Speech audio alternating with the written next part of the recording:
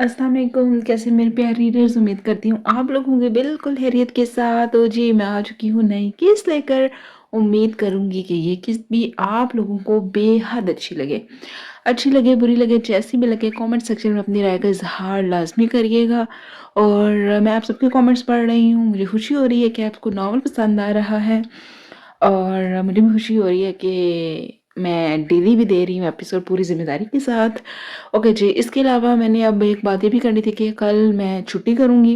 छुट्टी से मुराद कल दरअसल मुझे कहीं जाना है और मुझे वक्त नहीं मिल पाएगा एपिसोड लिखने के लिए, इसलिए मैंने जो है वो संडे की छुट्टी नहीं की बल्कि ट्यूसडे की। अब संडे की छुट्टी भी आप लोगों को पता नहीं होगा कि मैंने खुद ही अपने ज़हन में बना लिया हुआ है कि मैंने संडे की छुट्टी करनी है। ठीक है। अगर तो डेली एपिसोड्स आते रहे तो ज़ाहिर सी बात है एक दिन तो मुझे भी चाहिए ब्रेक के लिए।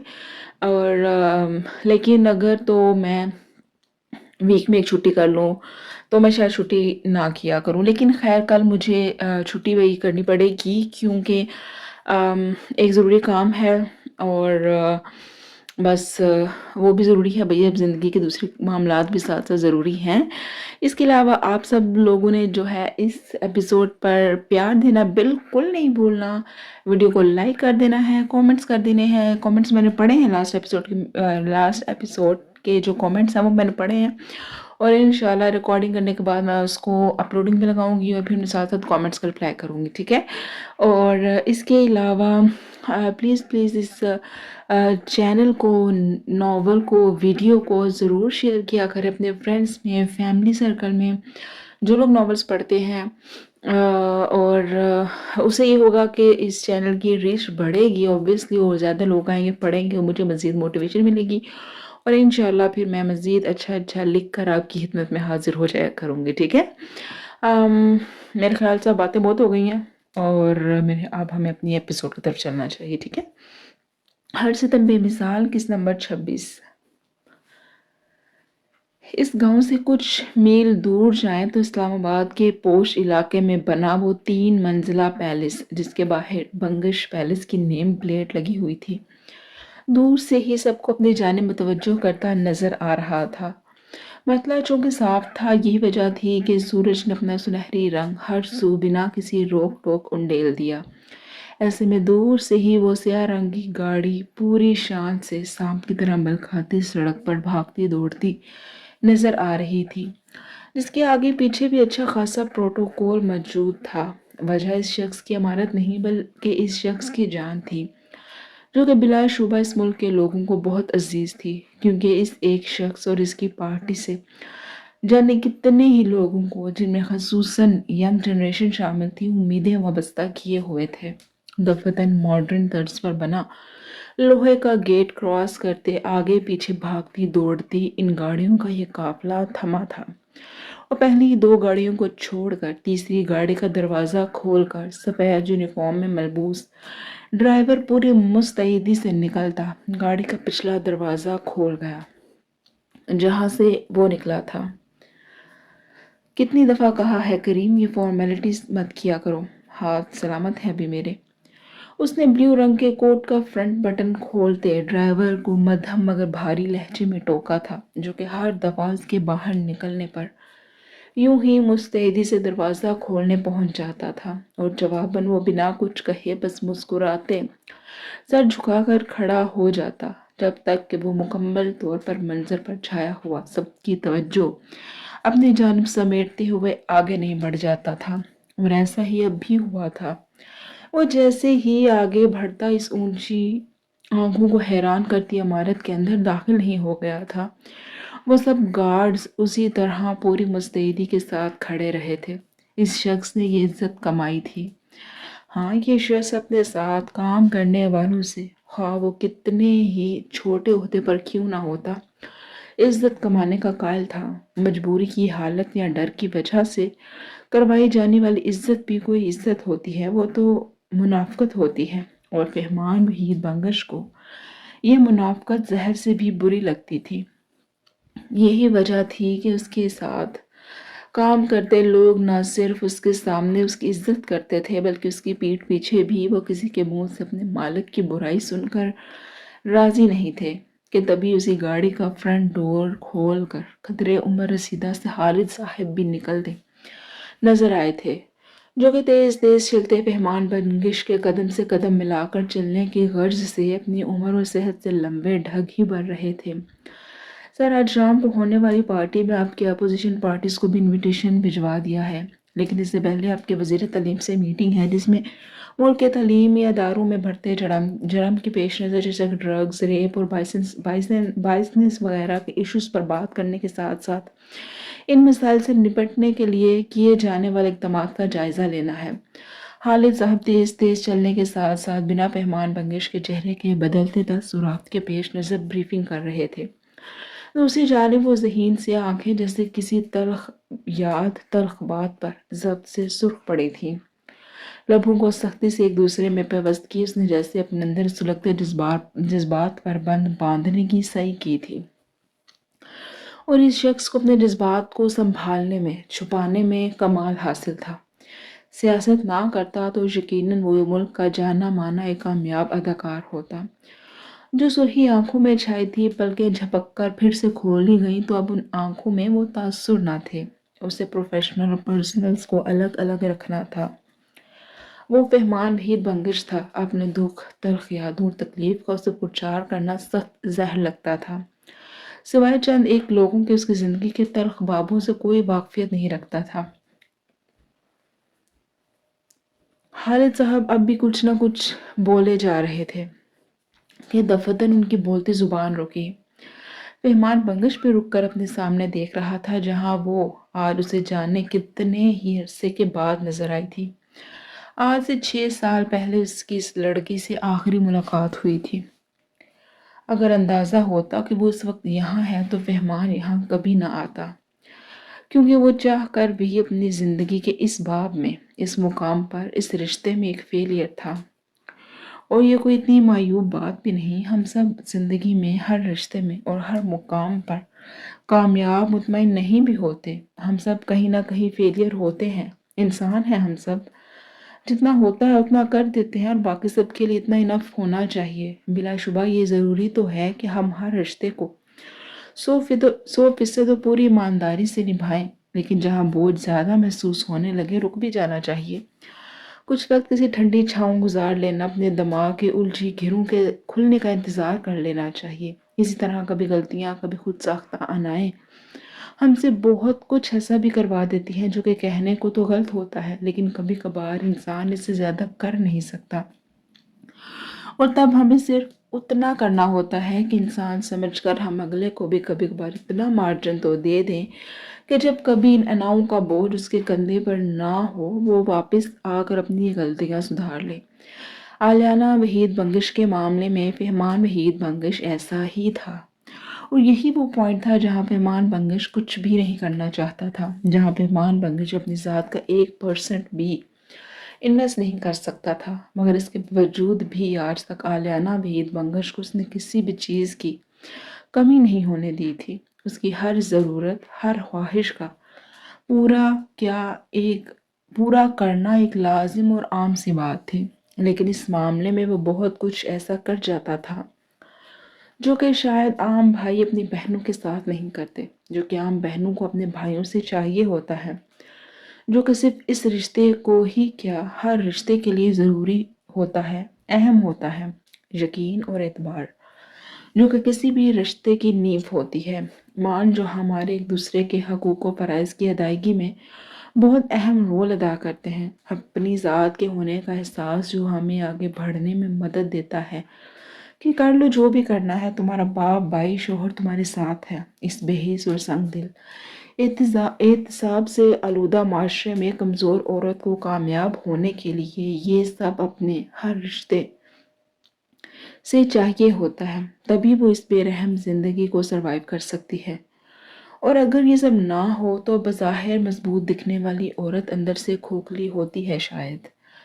جیسے وہ بھی تھی آلیانہ وحید بنگش، جو کہ ابھی اس وقت اس شخص کے سامنے کھڑی اس کے ایک ایک نقش کو مسکراتے دیکھ رہی تھی، جس کی سیاہ ذہین آنکھوں کی مشابہت آلیانہ سے بے حد تھی۔ یہ آنکھیں ان دونوں میں باپ کے خون کے علاوہ دوسری اور آخری مشابہت تھی۔ اس کے بعد التمش افریدی کی کھڑی اونچی تیکھی ناک اور سگریٹ نوشی کی زیادتی سے سیاہ پڑتے ہونٹ اس کی اپنی ماں جیسے تھے، اور باقی کی آلیانہ بھی بالکل اپنی ماں اور فہمان کی سوتیلی ماں کے جیسی تھی۔ مشابہت ادھوری تھی، مگر باقی کا کوئی اور جذبہ کچھ بھی اور مکمل تو نہیں تھا۔ جانے یہ شخص صرف خالد صاحب کے ہاتھوں ہی اس کی ضروریات اور خواہشات پوری کیوں کرواتا تھا؟ کبھی آگے بڑھ کر خود حق کیوں نہیں جتایا تھا؟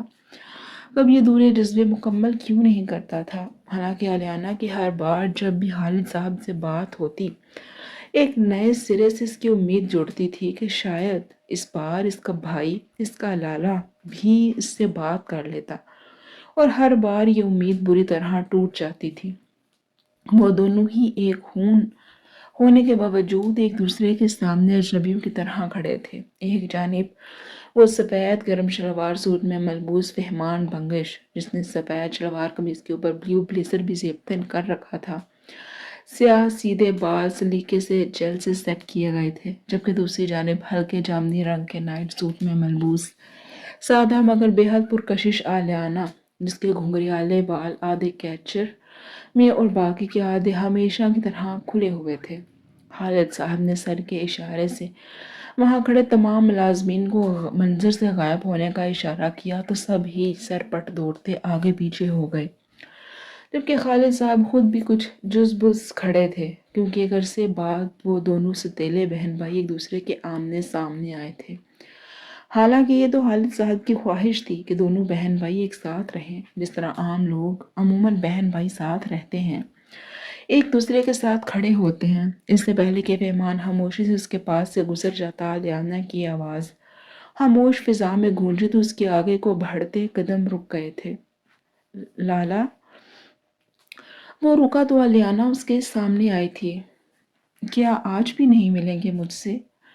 اس کی آنکھوں میں آنسو تھے، لہجے میں کپکپاہٹ تھی، مگر وہ کمال ضبط سے وہاں کھڑی اس سے استفسار کر رہی تھی۔ آرام سے رہو یہاں، کسی بھی چیز کی ضرورت ہو تو خالد صاحب کو انفارم کر دینا۔ بنا کوئی مزید بات کہے سنے وہ اسپاٹ انداز میں کہتا سیڑھیاں چڑھتے اپنے روم کی جانب چلا گیا، جبکہ اس کے جانے کے بعد اس کا ضبط ٹوٹ گیا تھا۔ سیاہ پیالے چھلک گئے تو جانے کتنے ہی نمکین موتی سرخ رخساروں پر ٹوٹ ٹوٹ بکھرے تھے۔ آلیانہ بیٹے، خالد صاحب نے اسے کچھ کہنا چاہا، مگر وہ بھی بنا ہمدردی کے چند بول سنے دوڑتی یوں اپنے کمرے میں جا بند ہوئی، اور پیچھے خالد صاحب سرد سانس بھر کر رہ گئے تھے۔ جانتے تھے یہ سب تو ابھی آغاز تھا۔ ایک طرف فہمان بنگش تھا جو کہ خالد صاحب کو اپنی اولاد سے بڑھ کر تھا، جبکہ دوسری جانب وہ بچی تھی جس نے کسی رشتے کو آج تک پوری طرح اور پورے خلوص سے محسوس تک نہیں کیا تھا، اور اب جب اس دنیا کی بھیڑ میں بچا ہی صرف اس کا بھائی تھا، اب بھی خالی ہاتھ ہی کھڑی تھی۔ لیکن زیادہ افسوس انہیں اس بات کا تھا وہ اس وقت آلیانہ کو نہ تو سمجھانا چاہ رہے تھے اور نہ ہی مستقبل قریب اس کا اسے بھائیوں والا مان دینے کا ارادہ تھا۔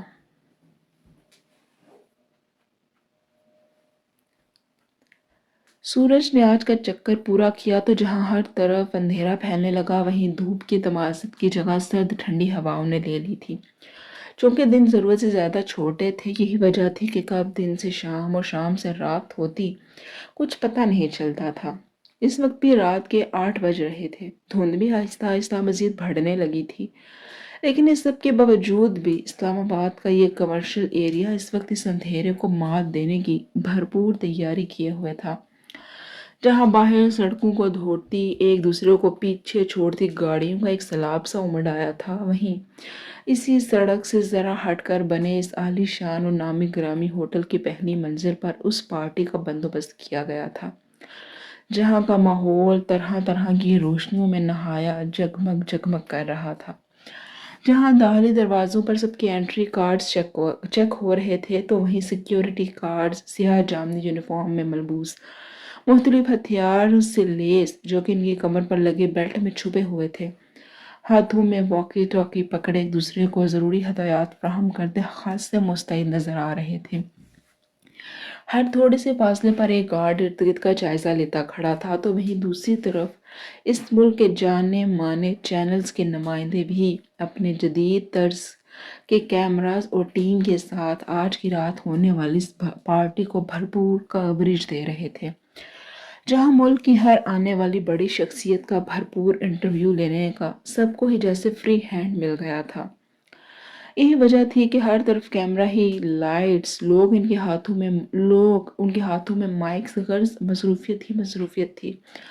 لفٹ کھل رہی تھی، بند ہو رہی تھی، کوئی آ رہا تھا، کوئی جا رہا تھا۔ غرض اس محفل میں شامل ہر شخص کی یہاں موجودگی کا اہم مقصد تھا۔ آج سے کچھ دن پہلے جو فیصلے مہمان بنگش نے بند دروازوں کے پیچھے لیے تھے، اب وقت آ گیا تھا کہ سب کو ہی ان سے روشناس کروا دیا جاتا، اور اگر اسی لفٹ میں سوار ہو کر اس ہوٹل کے 7ویں منزل پر جائیں تو لابی کا منظر کچھ اس طرح کا تھا۔ پوری جگہ جہاں سنہری روشنی سے جگمگ کر رہی تھی، وہیں دونوں جانب قطار در قطار میں بنے کمروں میں ایک کمرہ وہ بھی تھا جس کے دروازے کے باہر دو باڈی گارڈز موجود تھے، جو کہ اندر یقیناً کسی بڑی اور اہم شخصیت کی موجودگی کو یقینی بنائے ہوئے تھے۔ اور اگر اسی کمرے کی نچلی درز سے اندر کو جھانک کر دیکھیں تو 4 آدمی سر جوڑے کھڑے تھے۔ 2 کے ہاتھ میں کچھ فائلز تھی جو کہ بظاہر سیکرٹری کی حیثیت سے یہاں موجود تھے، اور باقی کے وہ 2 تھے جو اس ملک کی بھاگ دوڑ تھامنے کے سب سے زیادہ اہل تھے شاید، اور وہ 2 بھلا فہمان بنگش اور التمش آفریدی کے علاوہ کون ہو سکتے تھے؟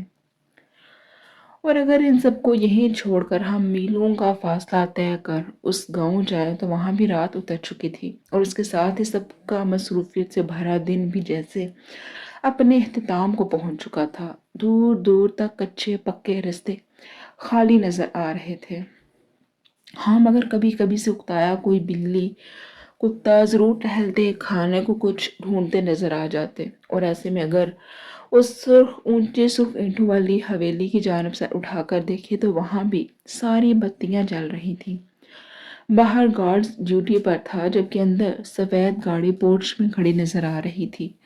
یقیناً ارتضیٰ آفریدی کی گاڑی گھر واپسی ہو چکی تھی۔ باہر کا پورا لان اگر روشنی میں نہایا ہوا تھا تو اندر کا ماحول بھی کچھ اتنا مختلف نہ تھا۔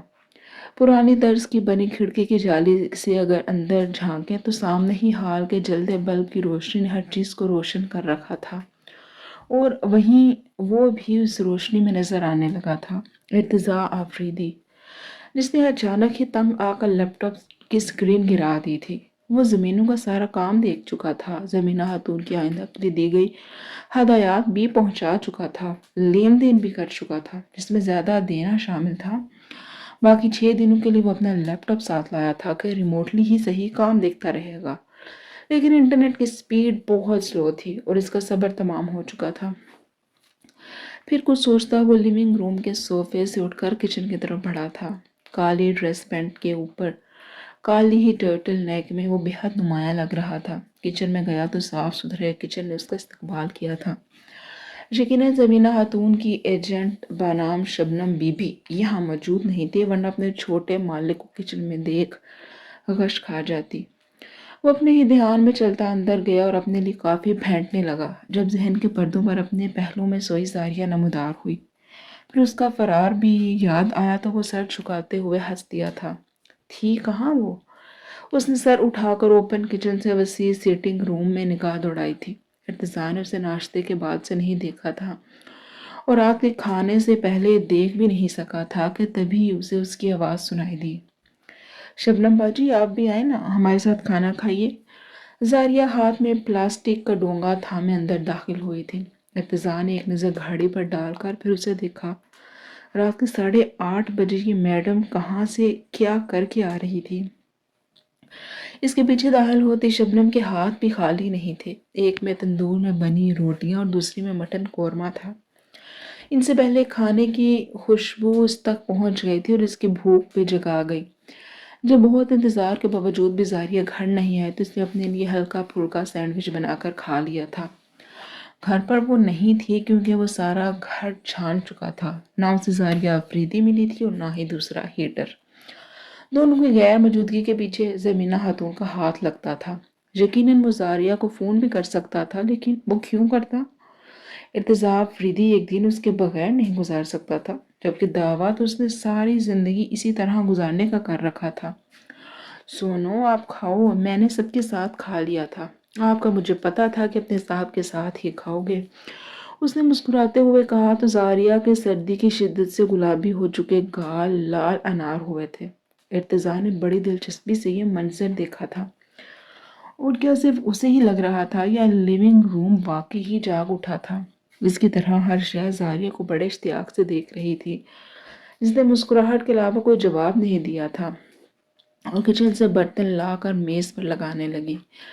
شبنم میز سیٹ کرنے کے بعد اسے شرارتی نظروں سے دیکھتی چلی گئی تھی، اور ارتضیٰ یوں ہو گیا جیسے اسے جانتا ہی نہ ہو، کیسے مان لیتا کہ وہ جب سے آئی تھی اس کی ایک ایک حرکت اس کی نگاہ میں تھی۔ ارتضیٰ، کھانا لگ چکا ہے، کھا لیں؟ اس نے وہیں میز کے پاس کھڑے کھڑے آواز دی تھی۔ ارتضیٰ اب بھی یوں تھا جیسے اس نے کچھ سنا ہی نہ ہو۔ زاریہ نے کچھ الجھ کر اسے دیکھا تھا، جو پوری توجہ کے ساتھ ٹائپنگ میں مصروف تھا۔ زاریہ کو یقین تھا کہ وہ اسے سن چکا ہے، پھر وہ اسے اگنور کیوں کر رہا تھا؟ اب میں نے کیا کر دیا ہے؟ اس نے ہونٹ کاٹتے ہوئے سوچا تھا۔ وہ ہمت پکڑتی اس کے پاس آ گئی۔ ارتضیٰ، اس نے پھر پکارا، لیکن جواب نہ تارد۔ زاریہ نے کچھ ہچکچاتے ہوئے اس کے کندھے پر ہاتھ رکھا تھا۔ ارتضیٰ کے ہاتھ رکے تھے۔ وہ صرف اس بات پر شکر گزار تھا کہ زاریہ اس کے لیپ ٹاپ کی سکرین نہیں دیکھ سکتی تھی۔ وہاں بے معنی حروف آگے پیچھے لکھے ہوئے تھے، اس بات پر بھی کہ وہ اس خاموشی میں بھی اس کے تیز دھڑکتے دل کی دھڑکن بھی نہیں سن سکتی تھی۔ وہ اس کے پاس تھی۔ ارتضیٰ اس بات پر بھی شکر گزار تھا۔ اس کے پاس شکر کرنے کی کافی ساری وجوہات تھی، لیکن ان سب کو چھوڑ کر اس نے زاریہ کے ہاتھ پر توجہ کی تھی۔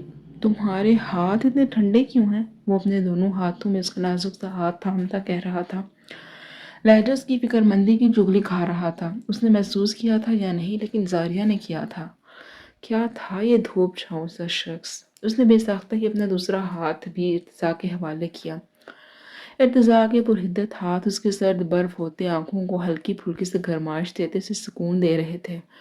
کھانا کھا لے، ٹھنڈا ہو جائے گا، وہ ہلکی سی آواز میں بولی تھی۔ ارتضیٰ کی توجہ اس کے ہاتھوں سے اٹھتی گرتی پلکوں پر مبذول ہوئی۔ وہ اس کے ہاتھ تھامے اٹھ کھڑا ہوا تھا۔ تم کہاں تھی آج سارا دن؟ بالکل غیر متوقع سوال پر زاریہ نے چہرہ اٹھا کر اسے دیکھا تھا۔ کیا اسے واقعی زاریہ فریدی کی پرواہ تھی یا وہ اداکاری کر رہا تھا؟ لیکن کس کے لیے؟ نہ تو زمینہ خاتون کہیں موجود تھی اور نہ زارا ہی، اور بہن کا خیال آتے ہی اس نے اپنے ہاتھ واپس کھینچ لیے۔ ارتضیٰ کے ماتھے پر پل پڑے تھے۔ شبنم باجی کی چھوٹی بہنوں کی شادی ہے نا، ہم اسی لیے گاؤں آئے ہیں۔ اسے لگا تھا کہ ارتضیٰ کو معلوم ہوگا، لیکن اس کے تاثرات اس بات کی نفی کر رہے تھے۔ ارتضیٰ نے گہری سانس لی تھی۔ زمینہ خاتون نے یقیناً اس کے سامنے ذکر کیا ہوگا، لیکن وہ تو ان کی۔ آپ اور زاریہ ایک ہفتے کے لیے گاؤں جا رہے ہیں، اور میں آپ کی مصروفیت کا کوئی بہانہ نہیں سنوں گی۔ میری بچی افریدی ولا کے ایک کمرے سے دوسرے کمرے میں شفٹ ہوئی اور اس نے منہ سے ایک لفظ نہیں نکالا۔ بس اتنا سننے کے بعد اس کا دماغ گھوم گیا تھا، اور اس کے بعد اس نے سب سنا تھا، لیکن دماغ میں رجسٹر کچھ نہیں ہوا تھا۔ اس نے دایاں ہاتھ بالوں میں چلایا اور پھر چہرہ جھکا کر زاریہ کو دیکھا تھا۔ اور تم نے ابھی اپنے ہاتھ کیوں واپس کھینچے ہیں؟ اسے خود بھی اندازہ نہیں تھا کہ وہ یہ سوال کیوں کر رہا ہے، لیکن اسے برا لگا تھا۔ زاریہ نے پھیلی ہوئی آنکھوں کے ساتھ اسے دیکھا تھا۔ آپ نے میرے ہاتھ کیوں پکڑے تھے؟ الزام لگاتا لب و لہجہ تھا، لیکن ارتضیٰ سمجھنے سے قاصر تھا کہ اس نے کیا غلط کیا تھا۔ اور میں تمہارے ہاتھ کیوں نہیں پکڑ سکتا؟ اس نے اپنے ہاتھ سینے پر باندھے تھے۔ ارتضیٰ، ہم یہ فضول بحث کر ہی کیوں رہے ہیں؟ کھانا ٹھنڈا ہو رہا ہے، چل کر کھا لیں۔ اس نے میز پر چنے کھانے کی طرف اشارہ کیا تھا۔ ہاں چلو۔ ارتضیٰ نے اس کا ہاتھ پکڑا اور اس سے لیے میز کی طرف بڑھ گیا۔ پھر پہلے اس کے لیے کرسی کھینچی۔ زاریہ حیرت کی شدت سے جم گئی تھی۔ اس نے ایک کندھوں پر دباؤ ڈال کر اسے بٹھایا اور پھر اپنی کرسی کھینچ کر بیٹھ گیا۔ دن کیسا گزرا تمہارا؟ وہ اس کی پلیٹ میں کھانا نکالتا پوچھ رہا تھا۔ زاریہ کو نہ اپنی آنکھوں پر یقین آ رہا تھا نہ کانوں پر۔ اچھا تھا۔ آپ یہ چمچ مجھے دیں، میں خود کر لیتی ہوں۔ اس نے دایاں ہاتھ بھی آگے بڑھایا تھا۔ اسے کہاں عادت تھی اپنے کام کسی سے کروانے کی؟ وہ تو خاموشی سے دوسروں کی ضروریات پوری کرنے والوں میں سے تھی۔ Details please, I want to know everything. Irtaza نے اپنا کام جاری رکھتے ہوئے بائیں ہاتھ میں اس کا ہاتھ لیا تھا۔ زاریہ کی نگاہیں میز پر رکھے اپنے اور اس کے جڑے ہوئے ہاتھ پر تھیں۔ اس نے چہرہ اٹھا کر دیکھا تو وہ اسے منتظر نگاہوں سے دیکھ رہا تھا۔ کیا پوچھا تھا ارتضیٰ نے؟ وہ سوال یاد کرنے کے بعد سوچ سوچ کر جواب دینے لگی، بے یقینی سے تیز تیز دھڑکتے دل کو جب یقین آیا کہ یہ عنایات ارتضیٰ افریدی پر کر رہا تھا تو وہ کسی اور ہی لے میں دھڑکنے لگا تھا۔ زاریہ افریدی قدر نئے لیکن خوش کن احساس کے ساتھ اسے اپنے دل کی تفصیل بتانے لگی۔ ارتضیٰ نے اسے ایک دو دفعہ ٹوک کر کھانے کی طرف متوجہ کیا تھا۔ جب وہ ہر شے سے بے نیاز بولے جا رہی تھی تو اسے کرنا پڑا تھا۔ اسے سنتے ہوئے اس کے ہونٹوں پر بھی مستقل مسکراہٹ تھی جس کا ارتضیٰ افریدی کو احساس تک نہ تھا۔ کل آپ بھی چلیں نا ہمارے ساتھ؟ وہ آنکھوں میں جانے کہاں سے اتنے جگرو بھر لائی تھی۔